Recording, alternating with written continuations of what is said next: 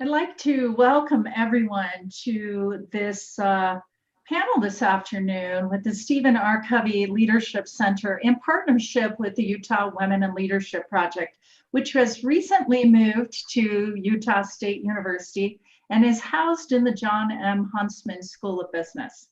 So we're excited to be able to talk to three panelists today on elevating women's leadership in organizations and societies.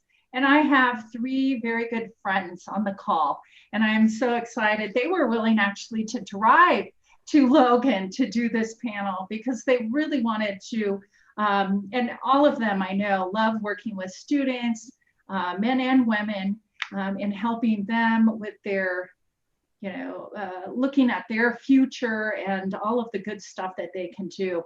And each of them has been a real advocate in the community, specifically on women's leadership. And we love talking about that. So for the next hour and 15 minutes, we will be talking about elevating women's leadership in organizations and society. First, I want to introduce you to our three panelists. And I'll start first with Mary Kraft.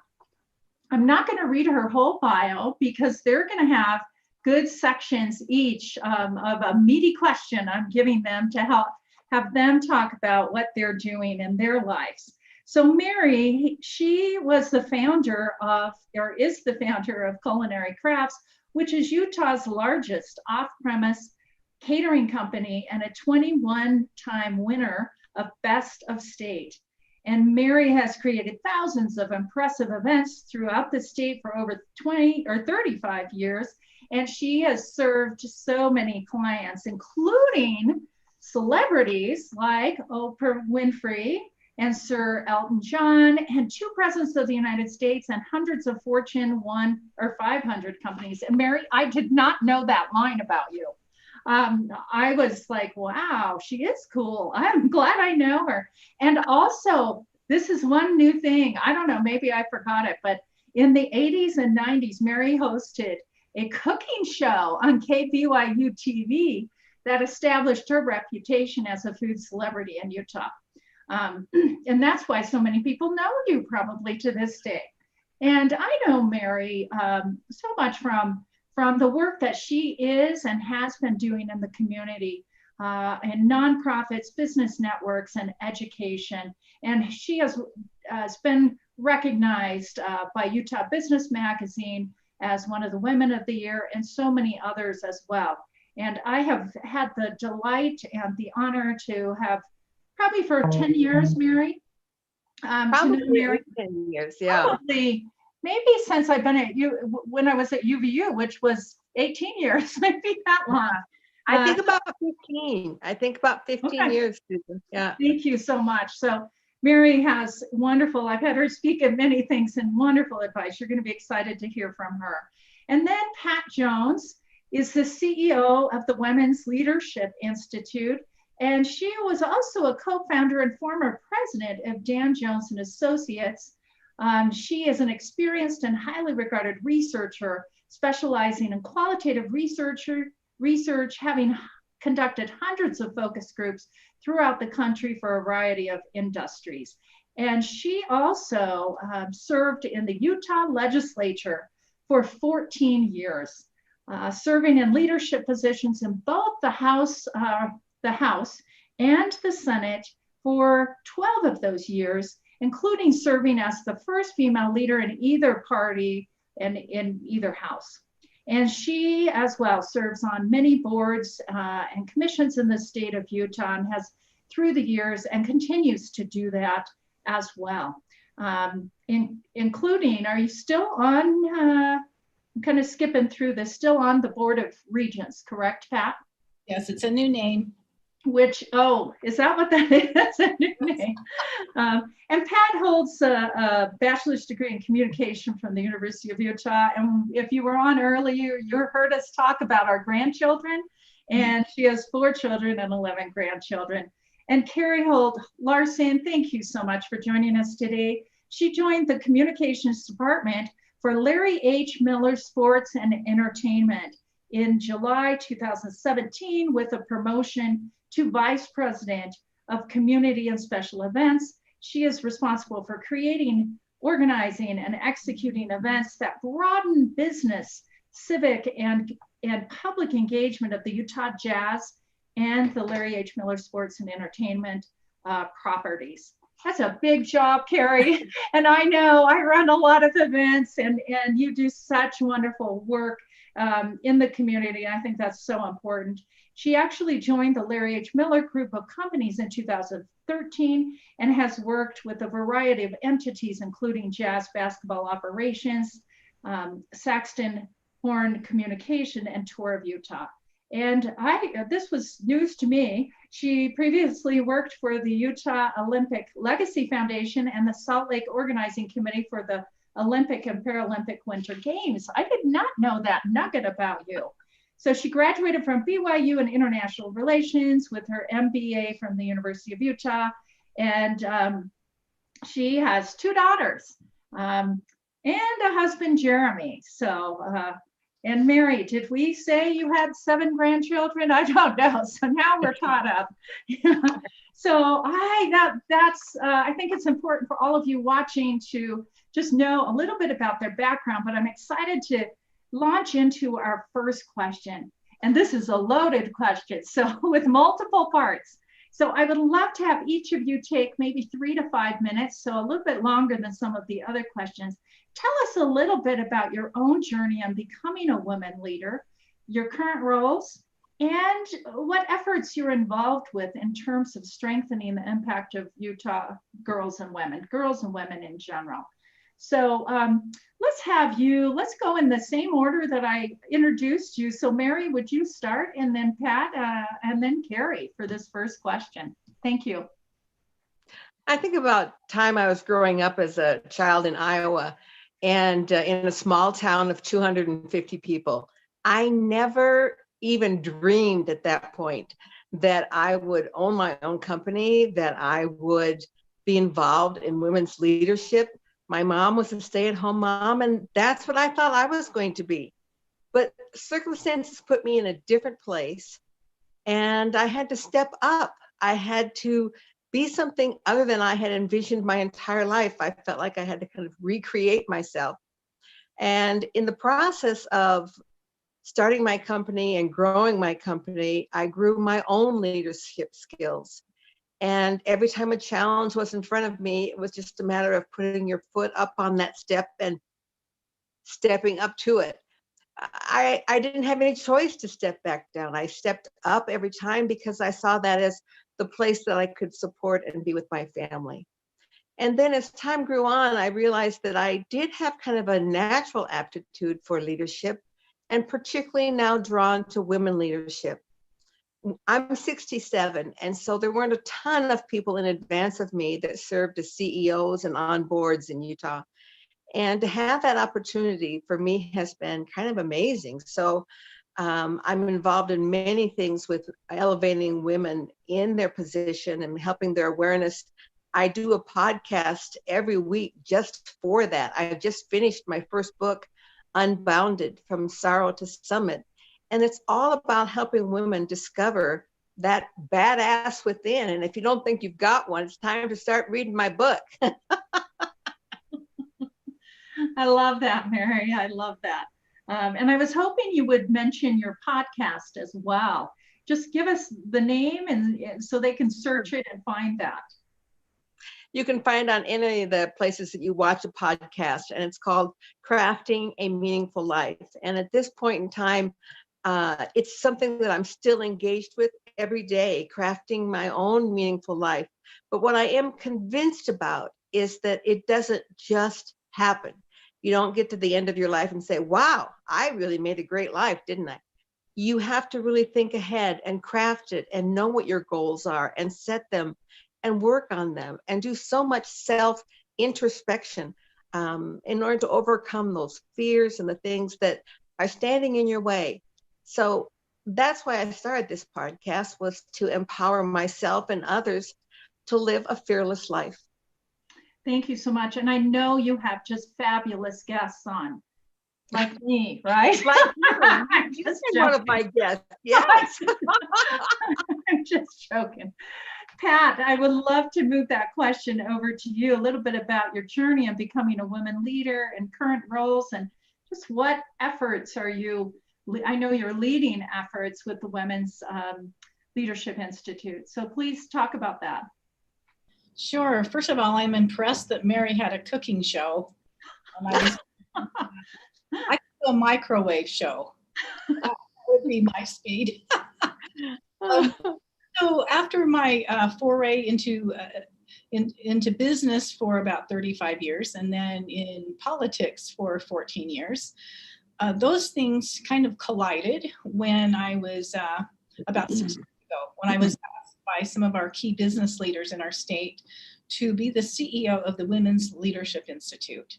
And the reason why they were looking to begin a Women's Leadership Institute is because Utah continues, as Susan knows well, continues to rate very poorly on the number of women in politics, the number of women in senior level, and the number of women on boards. And so our mission is to elevate the stature of women's leadership in business and in politics. This has been one of my most joyous journeys. There are only two of us that run the Women's Leadership Institute. We started the Elevate Her Challenge, which is on our website, WLIUT.com. And it's a corporate challenge for companies to look at 6 items where they would commit to implementing those items in their own companies. We now have about 300 organizations that have taken the Elevate Her Challenge. We have a career development series, a political development series, and we have a golf clinic and tournament. And we've been chosen this coming spring as the exclusive partner of the LPGA Symmetric Tour in Southern Utah. So that will be really fun. And I think golf is important for women. I'm a terrible golfer. I'm taking golf lessons now, but I feel like you have to take a risk and try things you haven't tried. So let me tell you about my very first job. My first job, I always thought I wanted to go into medicine. I loved medicine, I thought. And so I got a job with a doctor in town, and he was excising a nevus on this man's face, and I fainted. So I knew that was not the area that I needed to go into, but I ended up glad that I did it. I mean, I've really enjoyed my journey. I think everything we do, regardless of what job we have, we learn something that will help us in the next job or the next foray. My current roles are, I think I serve now on 10 boards. I chair the Governor's Commission on Education Excellence. I'm on the Higher Education Board. I'm on Intermountain Healthcare Community Care Foundation. I chair that. So, but I think how that happens for women who are interested in serving on boards, there are others that I didn't mention, is politics. Honestly, I would say that it was running for political office that completely changed my life. And if you think about it, politics is not something, especially today, that a lot of people consider for themselves. But let me just say that for me, and I'll speak for myself, but I know this happens to other, particularly women, if you are looking to strengthen your ability to speak in public, to write, critical thinking, problem solving, persuasion, understanding issues that are important to people, and the list goes on. Run for political office. You understand who you are. People, sometimes they don't even remember if you won or lost. They just remember you put your name on the ballot. It's really interesting. But I wouldn't trade that for anything. Was it easy? No. I had 5 campaigns. I walked door to door. In those days, you could do that. And it was one of the most important things I've ever done in my life. So I would encourage all women to consider running for office at some level, whatever level suits you. And I just have a great joy in training women to run for political office. We've trained about 225 women in depth through our political development series to run for office. So that's been fun. Thank you, Pat. And what I know about the leadership programs that Pat has organized and run is that they are making a difference. I talk to women all the time that said, oh, I was in this political development series, which is no small thing. It's like 6 months, right? One day each, is for 6 months, and also the career development series. And they're long enough that they really get down to the development, not just one day training, right? But down to them really understanding themselves and having networks. So I really recommend down the road for people listening in to join those. Thanks, Pat, for your work, and thanks, Mary, as well. Kari, handing it over to you. Thanks. Let me just go ahead and endorse the Women's Leadership Institute. I did just complete the career development program this last year, and just kudos to them also for being able to, on the fly, change the way that it worked. They went virtual when typically they'd been meeting in person, and just, Pat, you did a great job, you and Nicole, just, adjusting to that and really making it a valuable experience still, even despite sort of the circumstances and difficulties, the speakers and things, that they did a great job. And I do have to just put a little plug for Mary as a leader. She was one of the first influential women in my life, early in my career. And this is what I'll say about Mary. She had the greatest staff, and that someone is doing things right when the staff is happy and having as much fun as her staff always did. They would come into the building to set up for events, and they were friends, and they were just having such a great time. And you just know that is the culture that Mary created in her company. So that was one of the first sort of examples of a really powerful woman leader that I had kind of early in my career. So I don't think I really thought of myself as a leader. I just wanted to work hard. That's kind of where I started. And to Pat's point about politics, I was probably, I think, in junior high when my mom decided to run for city council. And that was a huge step. This was, she had been a stay-at-home mom, a homemaker, and she hadn't gone to college. Actually, she had married very young and started a family very young. But she was very smart.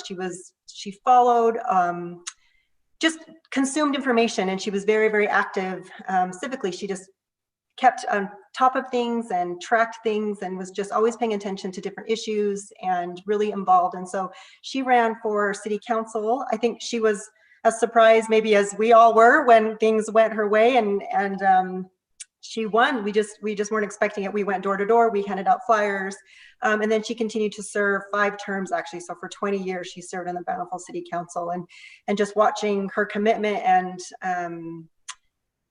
her dedication and just the homework. She did so much homework to make sure that she was always prepared for every meeting and every committee that she served on. So that was, I think, my first kind of foray into what that leadership looked like, in sort of in a different way, something that I wasn't expecting.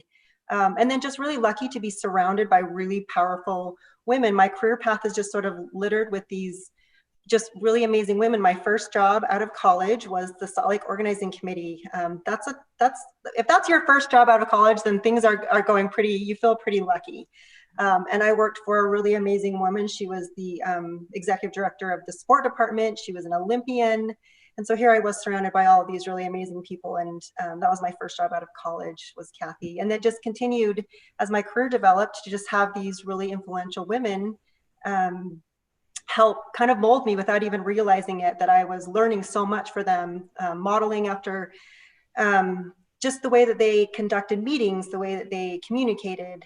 It was just such valuable lessons there for these really, really strong women. And even entering into my work with the Jazz and the Larry H. Miller organization, and another really powerful woman friend, Linda Lucchetti, brought me on there in 2013. So my path has just been strewn with all of these really great women who I think have helped me get to this point without me even recognizing that I was in training this whole entire time.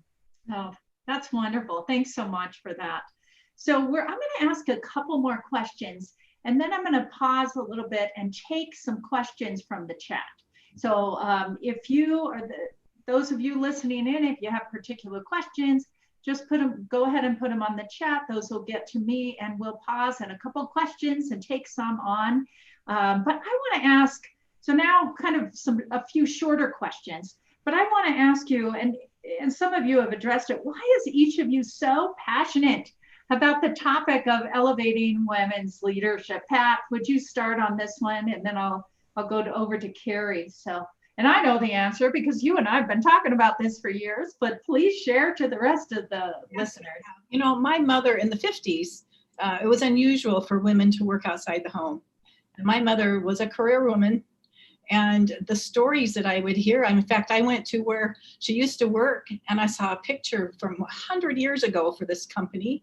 And there was a picture of a woman sitting on a man's lap at a Christmas party. Turns out it was my mom. I looked at that picture, I'm like, are you kidding? You think today that anything like that would happen? I just think we all can look around and see the impact of women. Women have some innate skills. They tend to kind of foster some collaboration. And I certainly saw it in the Senate, especially in the Senate, when I was the only woman on many of the committees I was on, because there were so few women, that we have different views on gun issues, education, healthcare, environmental issues. And I know that women, there's a gender gap because of the polling that we used to do on those issues. Women feel differently than men do.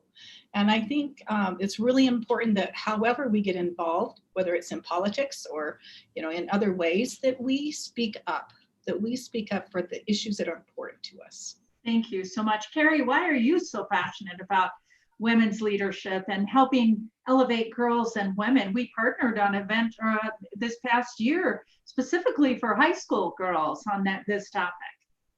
Well, I think just as I said earlier, I've had so many great examples in my life, and I see what they've done for me, and I want to make sure that we're continuing to do that for others and that we're doing that for each other. I've always been surrounded by really strong women that I've worked with as well in these different organizations at SLOC and at the Jazz, and how valuable it is for us and how smart they are. I see smart women all over, and I just think if in the right position and with the right influence, look how much good that they can do. I just think there's so much out there, so many strong, powerful, smart women who can help influence others to help them feel like they also can achieve more and just have their seat at the table. I love that. And Mary. Uh-oh, you're on mute, Mary. But I could tell it was good stuff coming out of your mouth. I was reading. It was good. It was so good. I'm not going to repeat it though. Okay. As I had said in my previous comments, that I didn't plan on being a CEO and on all these boards, and I didn't plan on being this great leader, but I was thrown into that situation. And you and I both, Susan, know the studies and the work that you have done in the women who start college but don't finish, who think that once they get married that then, well, now all life is good and done. And particularly this phenomena plagues Utah women that are in school. And I graduated from BYU. I didn't ever plan on being a working woman. I know women, and I've come across them who their husbands, I had one woman, Katie Bunnell, her husband died when she was 23, shortly after the birth of their first child. You go through divorces, your husband could be disabled. You might never marry. There are so many reasons to become all that you could possibly be other than just getting your MRS degree, because you do not know what life is going to bring you. And I wish in college I had taken more classes on business. I wish I had taken more classes on leadership roles and attended more seminars. I had to learn through that school of hard knocks. Now, not that I didn't appreciate it, and I love that school, but I'll tell you, there's some easier roads to the top. And that's why these students are listening today. That's why these people are looking for, where is a light that I might look at? I searched for so long for a mentor, and I thought she would be this 90-year-old woman sitting on her porch in a rocking chair who could tell me how to do each of these steps, how to have a career and how to have a family, how to sell my business and still have life after my company was sold. And I never found her. And the reason being is because women who came 40 years in advance of me didn't work outside. There are very few, like my mother didn't work outside the home.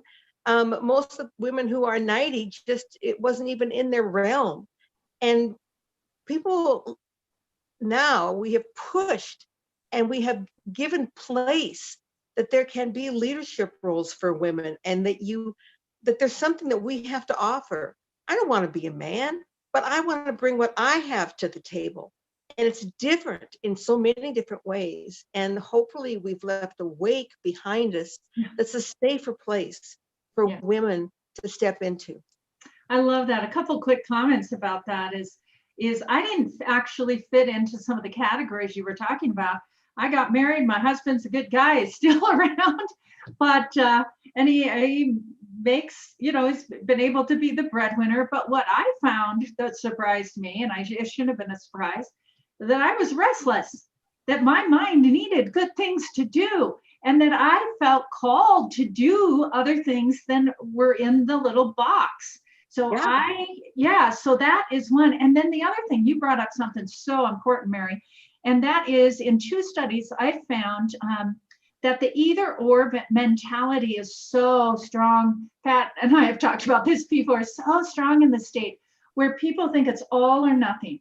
It's like, okay, now I'm a mom, or I just have a baby, now I have to quit college.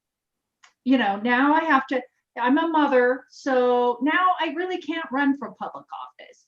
But actually, you don't have to do everything full time. You can do this and that. You can do it's and not either or. So I had to insert there because that's a really important thing to really talk about. So Kari, on the 3rd question, I'm going to do this last question and then I'm going to take a look at the chat.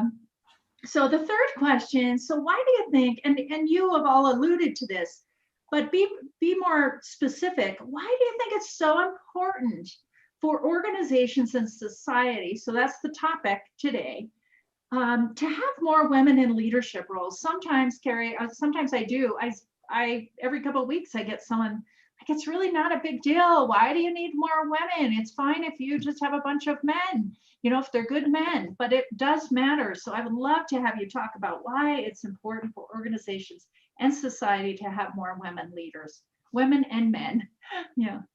Well, I think it's what you've said and what you and Pat, the work that you do, it's the research. The research shows how much better your organizations are, how much better decision-making is when you have a diverse decision-making group, right? When you have people who are coming from different schools of thought, who have been raised differently, who will look at things, who will have a different perspective on issues. And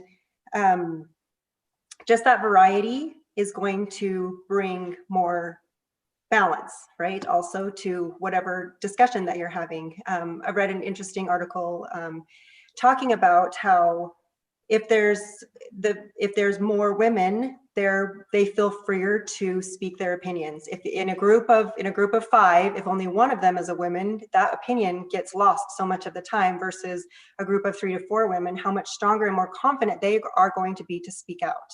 And how important that is to have that representation. You want those different voices, you want those different backgrounds and the people who are bringing different thought processes and their histories, and bring that to the table for decision making and even just discussion. Yeah, I love that. Mary. I have so much to say on this subject because back when I was first starting to be called to serve on boards outside of my own company, oftentimes I was the only woman at the table. And in the beginning, I was sometimes hesitant. I remember when I was called to be on the IHC board for the hospital, and I thought, I don't know anything about medical. Why am I on this board? And my first board meeting, I went in there and I just sat quietly as they proceeded to use all these terms and technologies and acronyms that I had no idea what they were talking about. And so finally at the 3rd board meeting, I said, listen, you guys, if you're going to use all those acronyms, I'm probably not coming back because I don't understand what you're saying. And they actually thanked me for speaking up and said, wow, how many of you on the board don't know these acronyms? Because there were several of us in the community, and pretty soon, like, everybody's hand goes up. They had no idea. And so by simply being able to ask a question and risk sounding stupid, I elevated the whole quality of the board and what we were able to contribute as members of the community to the hospital board by simply making them give us a dictionary of what all those acronyms meant. And so sometimes it's just a matter of having courage, but sometimes the courage to be a woman is even different, because on many of my boards, for example, I sit on the Zions Bank board, and I am the only woman in that particular board. And I always have a different perspective. I have a different perspective, I think, from my heart. Not that there aren't men that are compassionate and empathetic, but maybe not as much as my heart. And so to be able to offer that perspective and that has value and that they stand back. I'm not afraid that I'm ashamed that I'm a woman and that I don't know as much about, P&L statements as they do, but that what I do have to offer has tremendous value. And I want women to see that, not to be afraid, and not to be afraid of having other women around. Sometimes they're just like a cat fight in boardrooms where you feel like one woman's trying to sound smarter than the next woman, but rather we should have each other's backs and comment and make great, like, wow, that was a great comment, Catherine. Thank you so much. I appreciated your thoughts, and that we can support each other at the same time. And Mary, I have really seen over the years that there's more and more women actually stepping up to support other women. And that's why I love it. I don't think it was that way. And I know there's still some issues, but I think more and more we're getting that and supporting each other and being able to mentor each other. And I love that. Pat? That is interesting. I have not myself experienced that kind of lack of leadership or support from other women. I've had very strong mentors, women in my life. Men make great mentors too. Yeah. But, Susan and everyone on this call probably read a recent article that a large number of women are currently leaving the workforce. I think it's alarming because of COVID, because they're in their lap now is homeschooling their children and making sure the mental health needs. I mean, there's so many responsibilities that have been added on to what already was a very heavy load for a lot of women. So I think that's something that we need to look at. So, but let me just tell you a quick story about when Mary talks about risking and the women's perspective. My very first week in the state legislature, it was the year 2000. I was brand new. I've been there 3 days. And it's very intimidating to stand up there on the floor and you have, all of the galleries full and you have the media and so forth. And I remember, I was just going to kind of watch and learn. That was my plan. But Representative Cheryl Allen at the time had a bill that she was presenting to the legislature on the House floor on estheticians. And it was to make Utah the last state to license estheticians. And she did a beautiful job of presenting it. But then we started having men stand up and saying, one held up some fingernail clippers like this and said, you mean to tell me I need a license to use these? And I have to say, that is when my light bulbs went on. I could feel my anger rushing from the bottom of my feet to my head, and I stood up. And I just remember some of the things I said. And I said, I'll bet very few of you have ever been to an esthetician, but let me tell you what they do. They use harsh chemicals, sharp tools. And it was my first speech in the legislature. And it helped me for the next time when I had to stand up that I can do it. It gave me the confidence that I needed. Susan, real quickly, why is it important? That's one reason, but it's really good for business and it's good for society when we support and develop women. The ROI is increased, attracting and retaining the workforce, better employee morale. All of those things are improved when women are developed within their companies and organizations. I'll stop now. Thanks. That's great. Thank you for doing that. Now, I'm looking at the chat. I'd like to bring a few questions in, but I don't think we have time for everyone to answer each one. So the first one I'm going to give to Kari and Mary.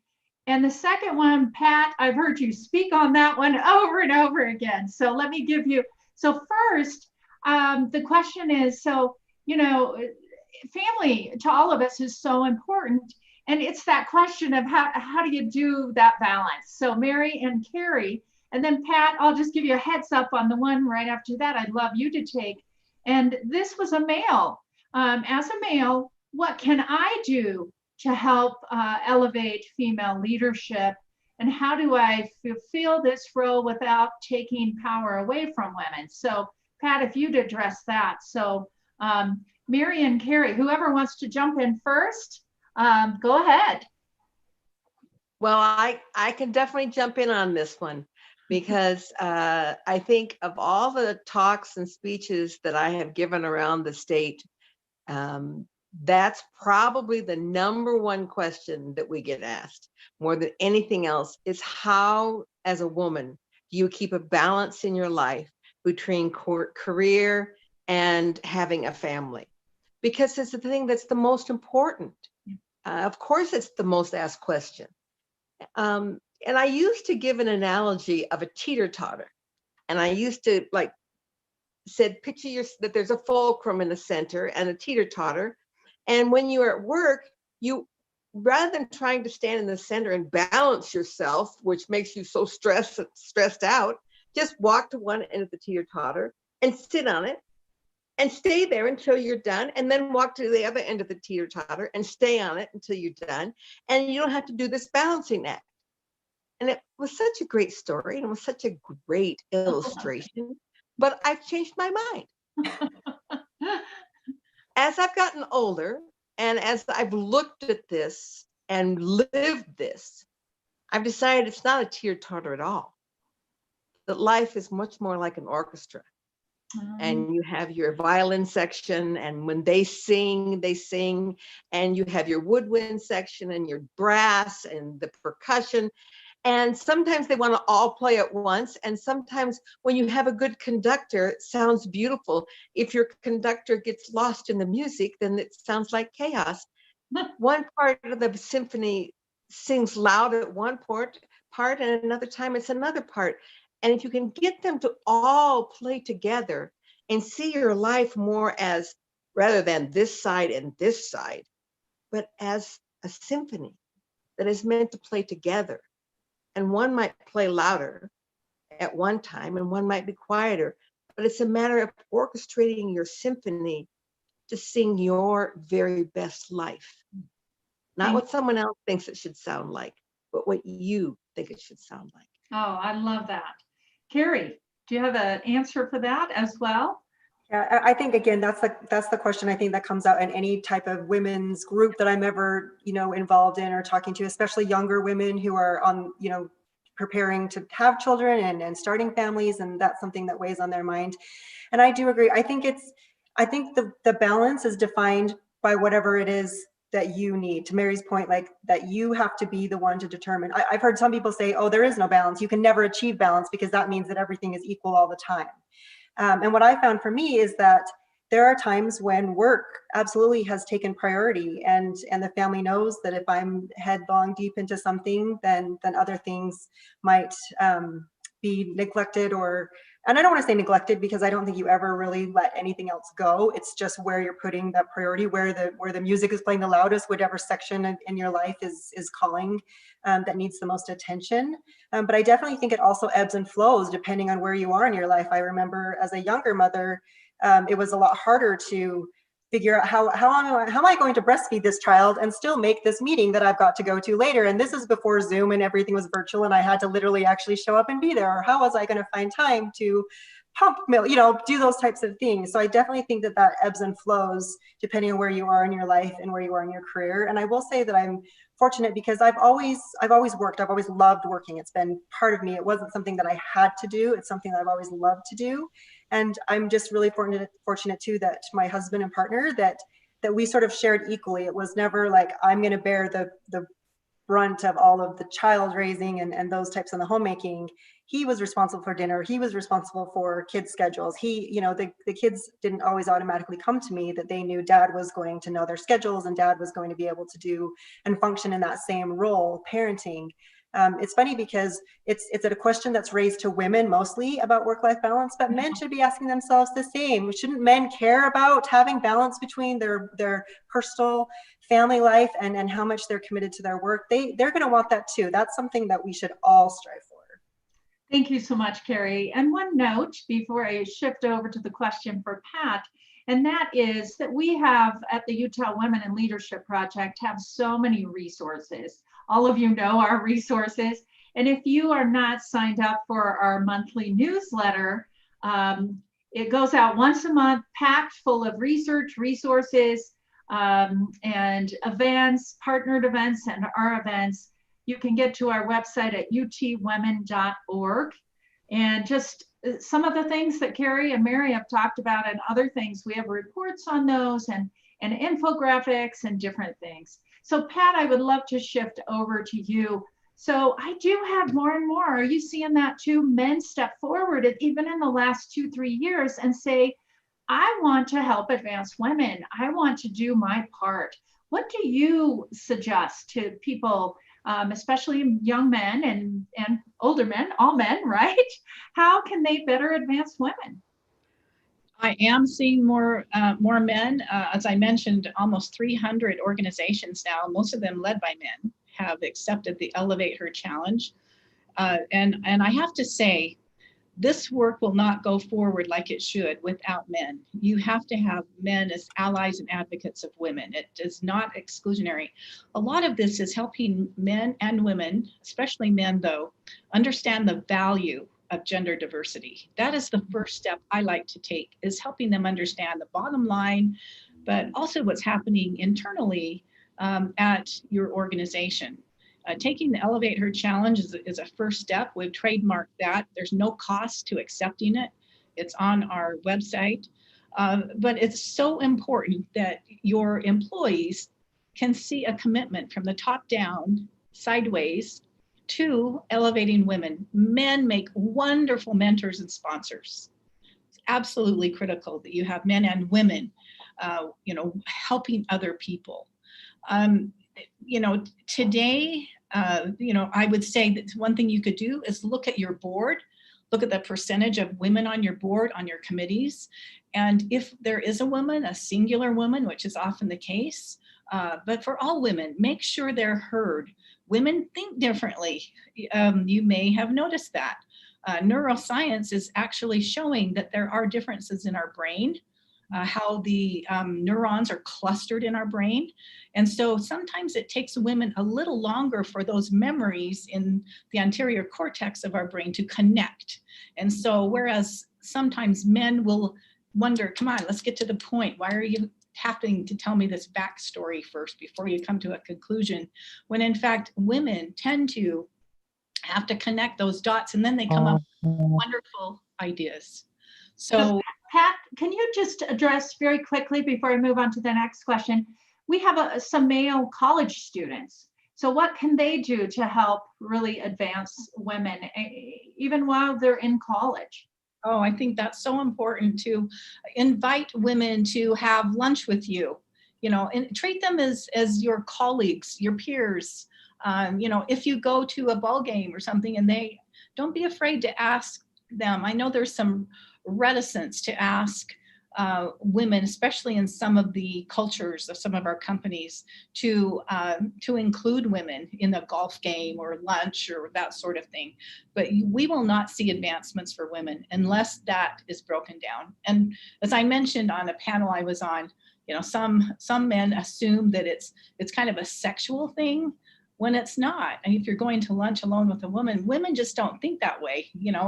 Frankly, a lot of the men are just not all that. It's not like something we, look to do. We want to be peers. We want to be respected. We want to be able to have the same opportunities as our male peers. Thank you so much. I'll give you one question that I have, and then there's some great more questions coming up in the chat. So I'll kind of shift even away from some of my questions, but I do want to ask you, so what opportunities do you see as women, in future leadership? What opportunities? I mean, some women look and there's so many males in leadership, but do you see some hope and opportunities for women to really move forward and lead? And maybe just one of you pitch in on this question, and because there's many questions, and so I'll just maybe have one each. Who would like to address that one? What opportunities do you see? I think Pat already talked about running for office and those opportunities as well. Mary, do you do you want to take that one? You know, I think that we should not limit our horizons and how high our eyes are looking on this one. I was excited when we had our first Black president. I'll be just equally as excited when we have our first woman president. I think Ruth Bader Ginsburg set an example, and we had the opportunity recently with her passing of seeing the influence of what she accomplished and what one woman can do as she elevated her position within the Supreme Court. And now we have Kamala running for vice president. And there are lots of places that women, whether it's in political office or not, that they can be there. But the thing is that first you have to envision it. Your eyes should not always be cast down or cast straight forward, but cast your eyes up as to what is out there and what's possibility, you know, rather than looking at, you know, well, I'm going to be a manager someday, is that I'm going to be the CEO someday. Yeah. You cannot make it happen if you don't dream it first. I've had so many people ask me that question, Mary, when you started with $150 and selling goods door to door in your little red wagon, did you ever envision that you would have the largest company in the state? Yes. Because if I didn't dream it, I couldn't make it happen. And that would be the piece I would leave with everyone, be they male or female. Dream it, and then you can make it happen. I love that. I love that. And one thing, I don't know, something you said sparked something we haven't really talked about, but back to that all or nothing kind of either or. One of the things in my life is, for many years, I worked part-time. I did not work full-time. And I taught college in the evenings, or I went to school. And you know what? I realized that those weren't just jobs. They were part of my career, and they helped me. So it's not just you have to start a full-time business or do this or that. You can get a lot of career development along the way. So I would like one of you, now I'm going to shift back actually to a question in the chat. And this is really an important question for women. I'd love to have one of you address this. And that is, I'll read it word for word. How can you silence that fear inside you when stepping into challenging situations? Women are less confident in some way. I could get into that, all kinds of socialization there. But there is great fear. Who wants to take that one on? Kari, you're smiling. Have you ever experienced that? Because I don't think you silence the fear. I think that you just force your way through it. You just push forward, and because there are times even in meetings where I'll think I should say something, and that niggle, that in my mind that wants me to stop, that's trying to prevent me from voicing an opinion or for speaking out, and you just have to push through it. The fear doesn't go away. The fear's still there. And honestly, the next time I'm in another meeting and the same thing happens, I still sort of have that fear. It's just forcing yourself and saying, what I have to say matters. My opinion has value. I'm going to share it. And maybe it won't go anywhere. Maybe it won't, but at least I've put it out there. I have left it. I've left it on the table. And I just finished reading the book by Brene Brown, The Daring Greatly. And she talks about putting yourself in the arena. You have to be there. You have to actually be in the arena. You have to be putting yourself out there if you want to participate, if you want to be part of this evolution, this change, if you want to be a woman leader, you have to put yourself out there to do so. I love that. And Pat, I would love to give you this next one. These are great questions in the chat. And this next one is, this comes from a father actually, but what influences or lessons do you wish you would have learned? What messages do you wish you would have learned as a child that people can kind of take those as they're raising daughters themselves? Any thoughts about that, Pat? Yes, and the last question really connects into this one. May I just sure. This one just for a second? I don't know if you know the term for fear of speaking, but it's called glossophobia. And it's the number one fear people have, is speaking in public. It is more fearful to people than heights, spiders, and death. And so a lot of people have that. Especially women, they're afraid that what they say will not matter, that they won't be listened to. And how I think a lot of us, we all have some level of it, But I like to use it. I like to use the energy. Don't fight it, but use the energy. Use mindfulness before you're going to be asking something. You can close your eyes. If you've had a mindfulness class, it's awesome. It will help you. But then the more you do something, the more you build that confidence. So to answer your specific questions about what influences, especially fathers, isn't it interesting that there's been some research on this, and they've concluded that men start to think about women in leaders when they have daughters, when they have daughters and granddaughters. And, why is that? It's because men want the same opportunities for their daughters and granddaughters. So always speak in a positive way. Don't ever criticize your daughters unless it has some potential benefit for that. But taking time with her and helping individual time, helping her know what the opportunities are for her and that you value her as a person, not how she's dressed, not how she looks, but point out her, just oftentimes the strengths that those little and young girls, adolescent girls in particular, have. Be her buddy, be her mentor. I love that. I love that. And just for those listening in, if you're really interested in this topic, I did a TEDx Bountiful talk earlier this year, right before the pandemic, specifically on how to raise girls to become leaders. Very specific, a few of the things Pat said, but also really researching and thinking about the growth mindset and the fixed mindset and how to raise girls into that growth mindset. And I'm going to actually take on one of the questions real quick. And someone you've all heard, and in Utah, we get really uncomfortable with the word feminist. So there's a question about feminism. And actually, you know what? I have struggled with that word for many years, probably till maybe it was a good 6, 7, 8, 9 years ago. I didn't like saying it, and I still don't use it too much when I'm in Utah because it's such a loaded term. But I wrote a piece particularly for the Latter-day Saint audience in a journal called Square Two. And I can't remember the exact article. It's my struggle with the term feminism. And what I did is kind of walk through that term and what it means. And then by the end, I said, am I a feminist? Of course I am a feminist.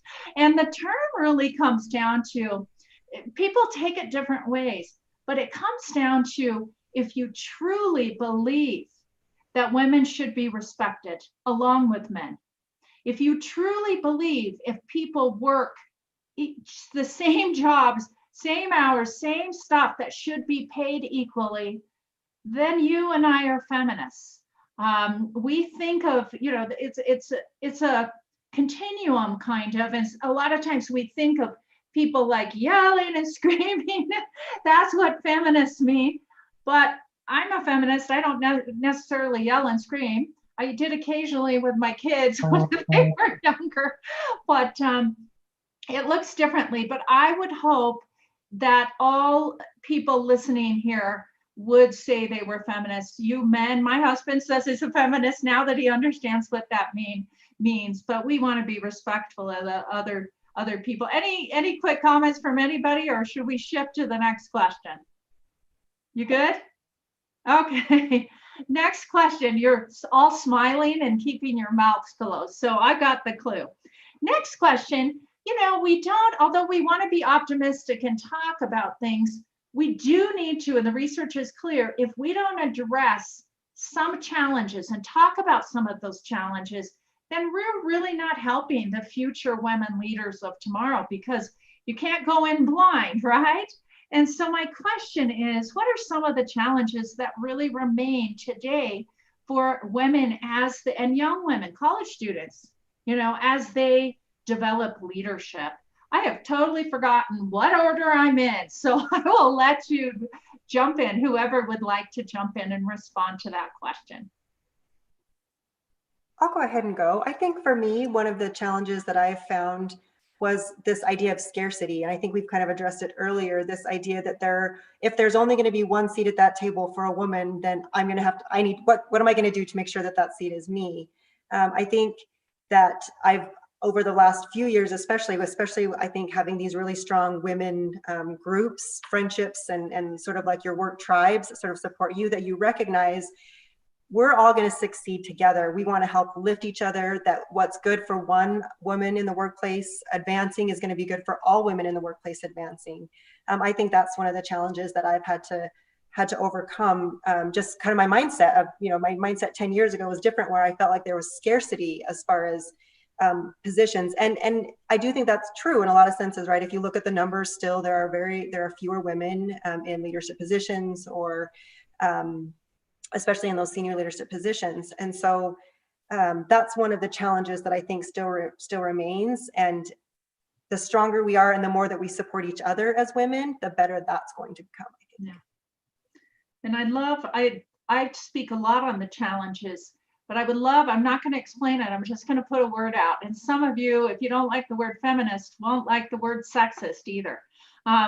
But there is a big difference between hostile sexism and benevolent sexism. And I'm talking about benevolent sexism all the time. For those of you that don't know what that means, go online, look, because it's so interesting and it plays out all the time. Daily, hourly, that benevolent sexism. I'm learning more as I do the research on that. Mary, do you have any comments about the challenges that you see? Maybe not even your own challenges, but that you see for women out there as we move forward from today, looking to the future.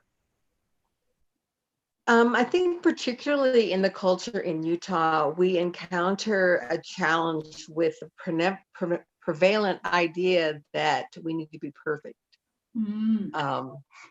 And I addressed that issue so many times in my career, that perfection, I really kind of came to this idea that perfectionism was going to kill me, but striving for excellence and bringing my best every day inspired me to be my best, and that I was never going to be perfect, and that's okay. I think women in particular are addressed with that challenge. You have to be perfect at home and perfect in your career and perfect in the community and perfect. Hello, the position of God is already taken. Okay. And so, we don't get to be perfect, but we get to be our very best, and how beautiful that is. And, at this stage of my life, I can think back so many times I thought to myself, oh, I just would give anything if I didn't have to work, if I could just be a full-time mom. And really, I like who I am now. And it's because I work. And my children, I thought they didn't have mom at home all the time. And I look at them now. Who else would I want them to be? They're wonderful people who have strong work ethics and know about integrity and know what it is to be of service to other people. Take a breath, relax. You don't have to be perfect. In fact, the idea is not to be perfect. It's only to be excellent in everything you do and bring your best every day. And that is one of the biggest challenges women face. Oh, I love that. And I love that. Pat? Yeah, I just want to, there's been some really good research on this, the challenges that women have working with men and vice versa. And there are 5 that really surfaced to the top in terms of what the challenges for women are. Number 1 is women often feel dismissed. If they're in a committee, on a board, they'll make a comment and a man will make the same comment and get all kinds of accolades. I think almost every woman raises her hand when I ask them if that's ever happened to them. Then there's this feeling of feeling left out.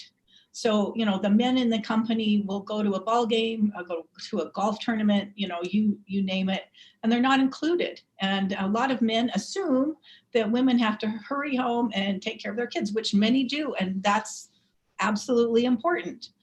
Number 3, a lot of women don't want to be a token. They don't want to be picked for something because they're a woman. Nobody wants that, but it's very true for women. And some women feel like they have to act like men in order to succeed. And then finally, this idea of being scrutinized, which I think goes along with what Mary just said, that whatever we do, we have to do better.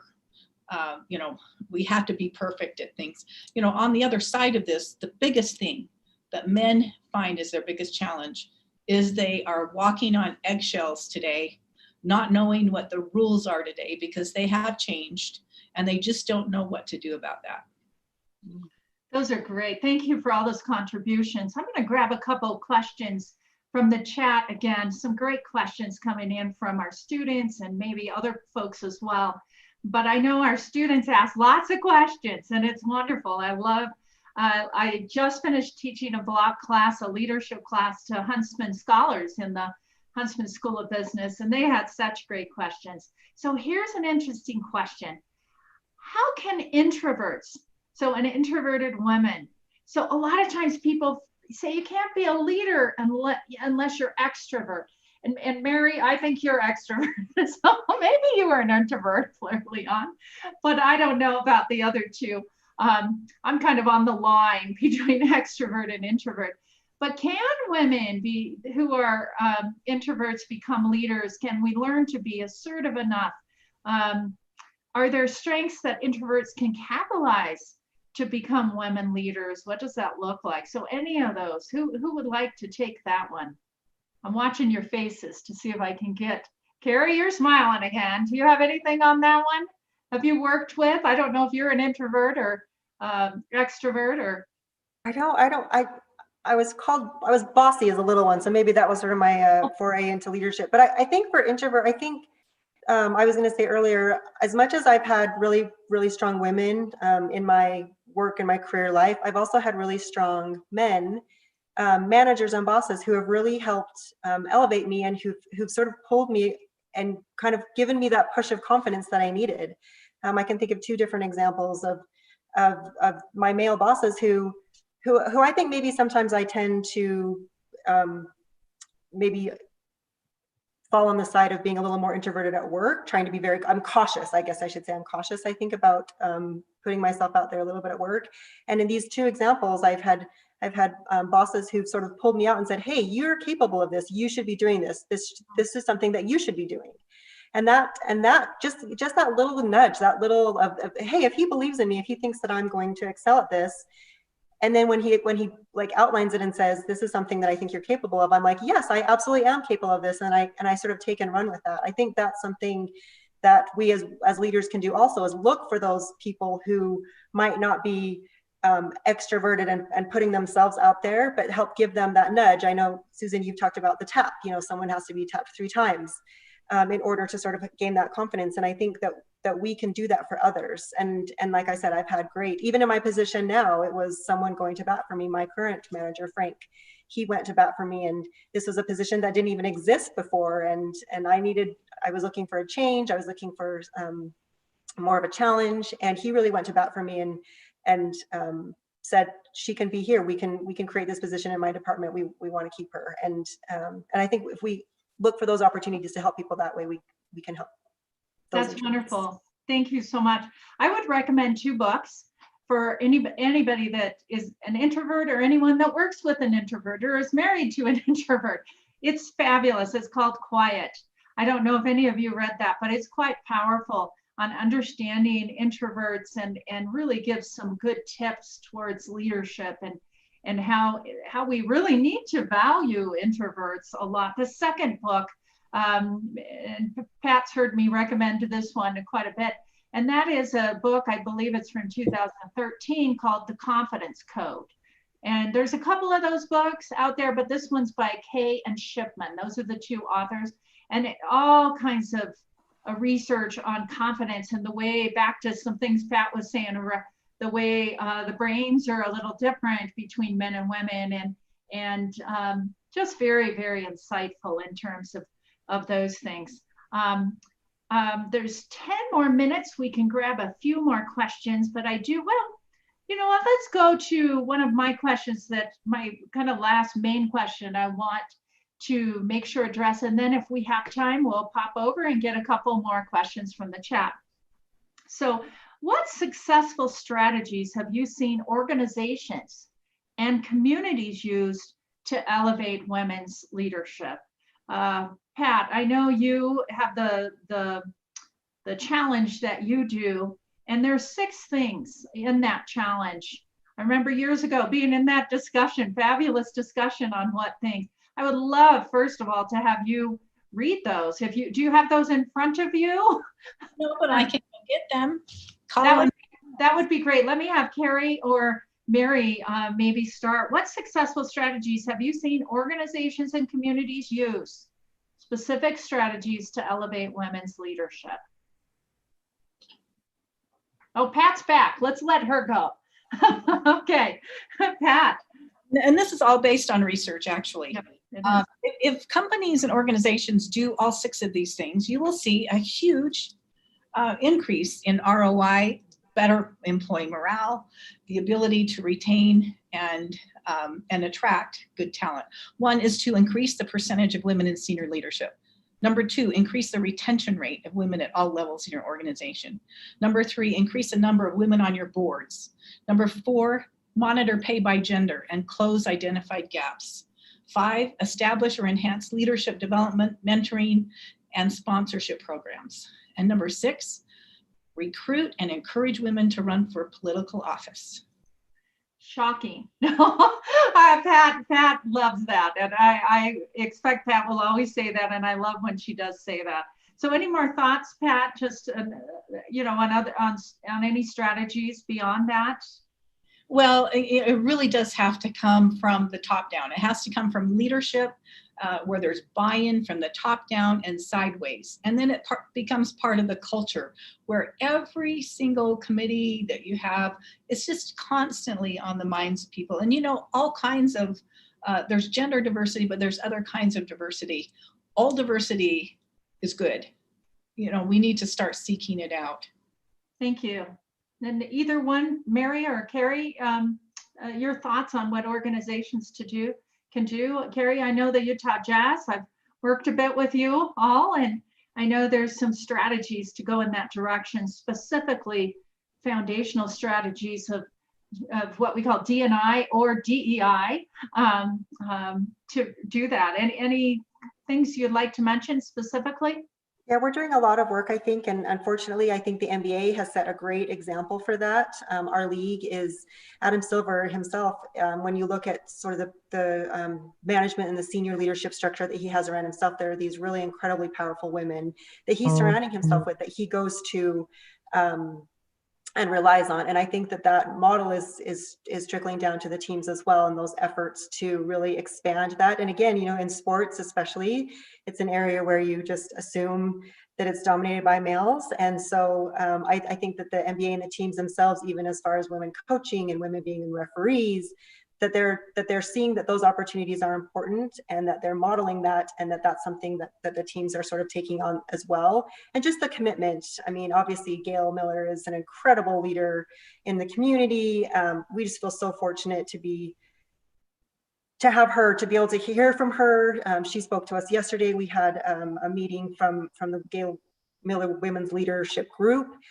So just setting that standard, that expectation, that's part of our company culture, that women, the developing employees and giving them opportunities is important and is a priority, has been incredible. I love that. And Mary, I would love to actually shift. I found one more question I'd like to make sure and get in. And this one would be great for you. And then I would just love quick responses from everybody, just in terms of any last thoughts that you have to share with our students, with our community members. So Mary, here's your question. How do you prioritize goals and aspirations to not get overwhelmed with all the future goals that you may have, especially for a college student? What advice would you give them on that? I think about that one phrase that I remember so much from Ecclesiastes that says, to everything there is a time and a season. And you have to know your season and know the time that you're in your life, especially when you're in college and fresh out of college. There's just so many things that are in front of you, and you're kind of like, a deer in headlights, what do I do first? And that does take time. And it isn't just something that automatically comes to you. This is time that takes a lot of introspection and a time of quiet to and pen and paper. I'm an old pen and paper gal, where I just really write down the things that are the most important for me right now. And not that they're the only things, but through my entire career, I always felt like it was so easy to get overwhelmed with all the things that were in front of me to do, but to prioritize what those things were and find the different seasons for them. I always knew that I wanted to be involved in community service, but that didn't happen for me until I was 50. I kept my head down, I worked hard, I took care of my family, and that was my life. And finally, at age 50, I looked up and said, I think I have time to become involved. And I founded Women in Philanthropy at the United Way and started down that road. But it took me to prioritize time for myself. I knew that board service was going to be there for me, but that was also priority. You don't have to, you know how they say how you eat an elephant. It's just one bite at a time, but you have to know what bite to start with first, and probably not the head, okay? Because it's too far up there. So really you have to kind of start and think about what things are your priorities right now, and what things are going to develop your skills within you so that you can take that next step. And you can't do them all at once. And that's that idea of perfectionism come back. You can't achieve everything all in the first round. I remember when I was training to climb Kilimanjaro, I didn't start off climbing Kilimanjaro. I started off just wearing a backpack on the stair stepper at the gym, and then getting out and climbing the mountains of Utah, and then finally the final training, and then climbing Kilimanjaro. It's a matter of setting small goals and small priorities and achieving those, and then being able to go on to the next ones. Thank you so much. 30 seconds each to conclude. What is your advice? Pat, would you start, then Mary, and then Kari, why don't you finish it up? And then I've just got a minute right at the end. Thank you. I would name 4 things. One would be take calculated risks. Don't be afraid. I mean, it's okay to be afraid, but take calculated risks. Number 2, consciously think about what you value. What is it that you want in your workplace, in your home? And a lot of women don't do that. They let life happen to them.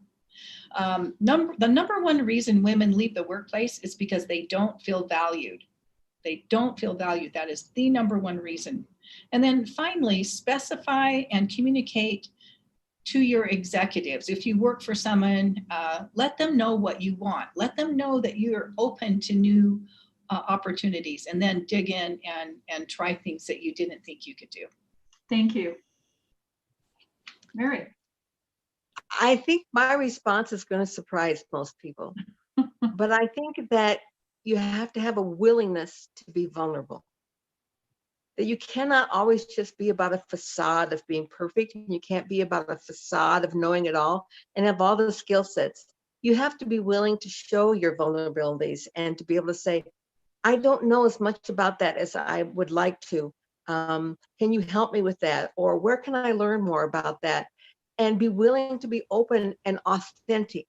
People are drawn like a magnet to authentic people. People who not just pretend to be confident, but have authentic confidence. And that comes and starts with being willing to be vulnerable and not perfect. I love that. Thank you. Kari. I would just say, really just be prepared to do the work and work really hard. I worked with a lot of interns and college students, and the ones that impress me the most are the ones who just work really hard. They're in it. They're going to do the dirty work. They're going to put in the long hours. They're putting themselves out there. And kind of to Mary's point, I think also while you're waiting for your opportunities to grow up, grow out. A friend that I work with said that. Take those times to develop and learn as much as you can. And when people offer you opportunities, even if it's not in your wheelhouse, say yes. Take that opportunity and the chance to learn something new, expand your reach, let yourself be exposed to different managers, different departments, different types of things that you can do so that you're growing out while you're waiting to grow up.